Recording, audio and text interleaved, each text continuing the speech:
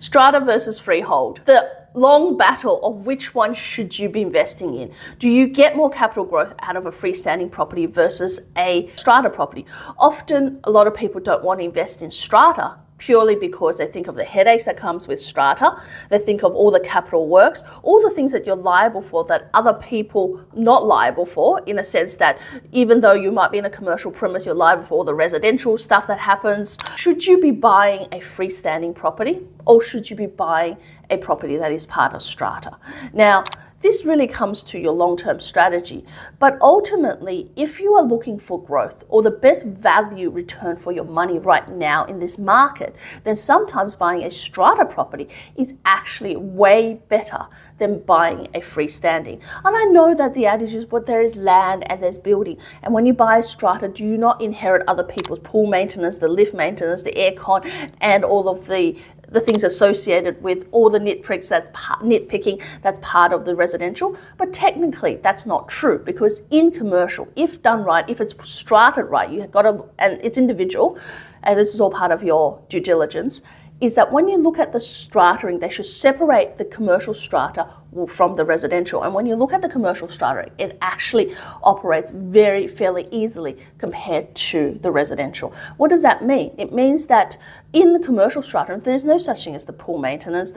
You will get some lift maintenance. You'll probably do a bit of a shared contribution to capital works, but you don't have the general nitpicking, because it's only about 3 or 5 or at most 10 in a giant high rise, right? So it's very well maintained and very minimal in cost compared to residential. But it still comes back, and what gives you the best value and best return for money?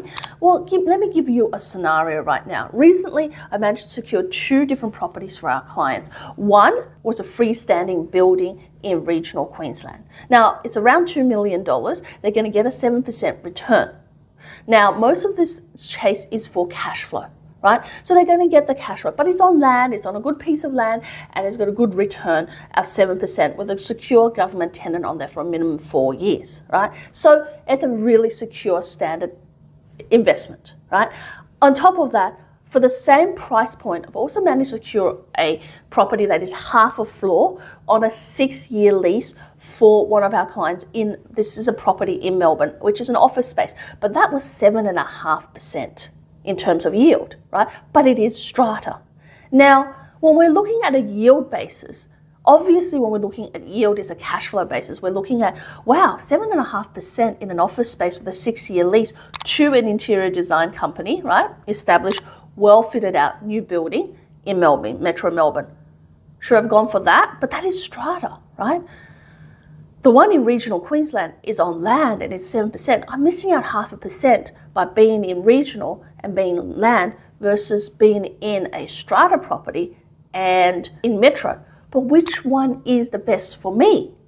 Now, my name is Helen Tarrant. I help everyday Australians become wealthy through commercial property investment. This video is actually key to your investment decision and journey, because it helps you to decide whether you should be looking at strata, looking at freestanding, and if you had $2 million, which one is the best way to invest. And if this is of value to you, this video, I urge you to hit subscribe bell and the bell and pass this on and share it to everyone, because I really want to get the word out on how to invest in commercial property. Now, going back to that, you've got both properties are $2 million, give or take, right? One's at 7.5%, one's in Melbourne Metro on a 6-year lease, one's a 4-year lease on land. So we're talking significant amount, about 3,000 square meters, good building with a government tenant, it's been there probably for about 20, 30 years with a new 4-year lease, right? Now, which one would you choose?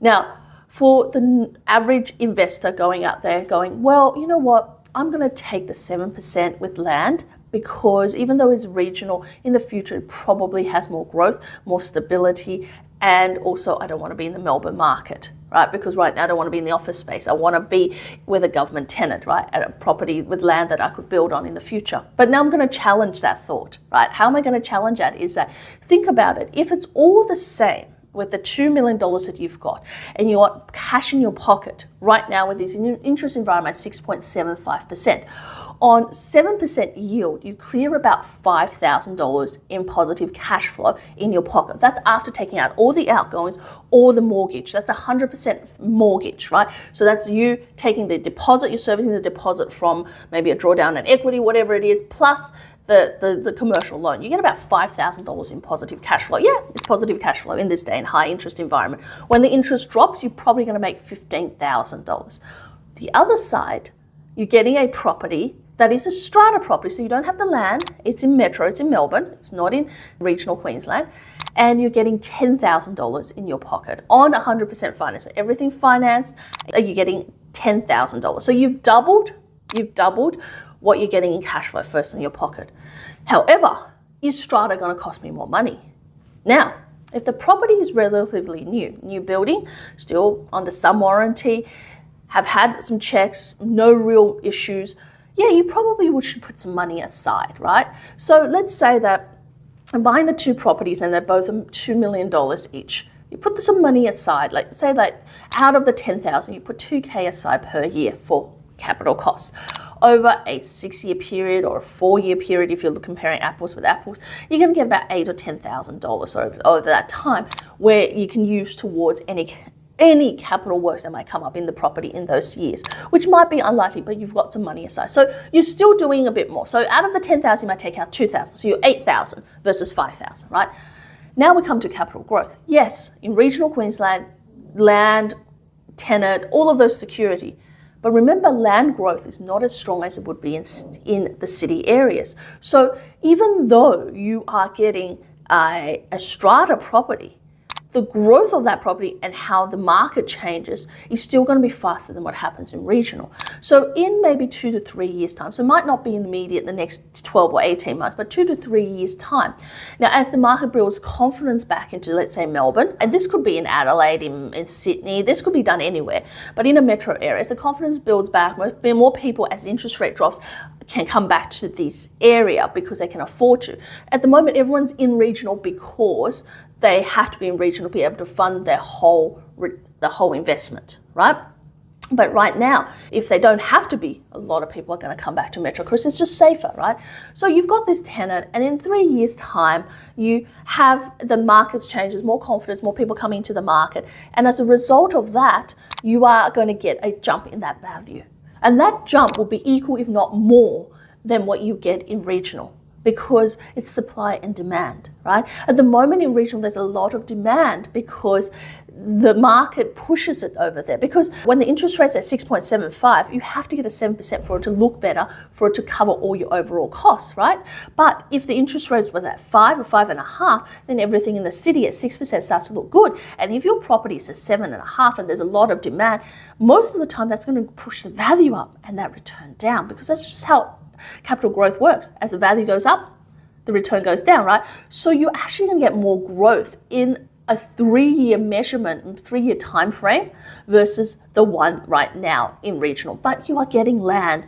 But you see, this is where it becomes such a fundamental difference in commercial property. A lot of people think land is going to bring the value, but it's actually demand, and it's actually what's happening in the local market and economy, as well as any of the rental growth that's happening in the area.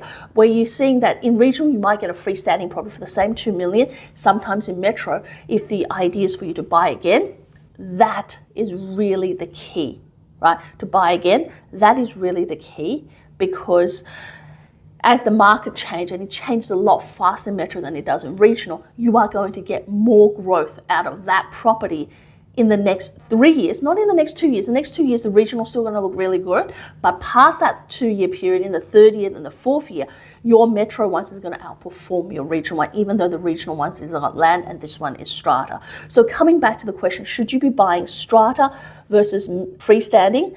Really depends on your long-term strategy. If your long-term strategy is to build wealth, not just to retire on a bunch of money right now, like you just invested into a commercial one and retire on a bunch of money, but to grow that wealth, recycle your deposit, and create a passive income stream as well as multiple properties, then the metro one is for you, right?